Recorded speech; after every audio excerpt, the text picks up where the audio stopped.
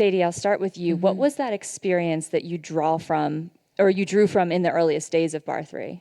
Yeah, well, I discovered group exercise in college at College Recreation Center at UCLA. Didn't know I could make a career of it back in the 90s, but I loved it. I fell in love with it. And after grad school, I landed a job with 24 Hour Fitness, which I thought was a really exciting opportunity to grow this gym concept. And I thought I was going to be there for 2 years. I ended up being there for 11 years and helped grow the company from 25 gyms to over 430 globally. So I definitely learned the business. I learned how to scale. I learned everything I needed to know about business. But more importantly, what I learned is that that business was failing me.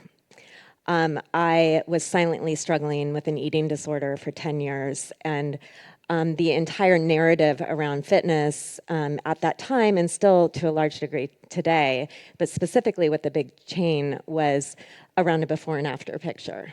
And that's what we were selling, is that if you come and you do this fitness and you do it in this way and you eat these things, you too could be this after picture, which is usually of someone else, right? And even if it's of yourself, it's an imagined ideal in the future that someone else made up as being worthy, as being attractive, as being winning, as being successful. And that whole idea and narrative created inner pain for me, but it also created a lot of literal pain in my body because I really bought into this no pain, no gain mentality, that I needed to do more to be more successful. And we were talking at dinner about the Enneagram. I'm a 3 on the Enneagram. I'm an achiever.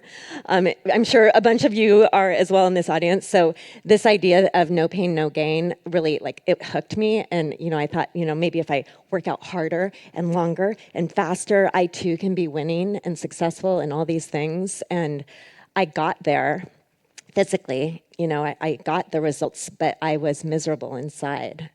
And that whole discovery was working for this big company. So really what I learned was what I didn't want to do.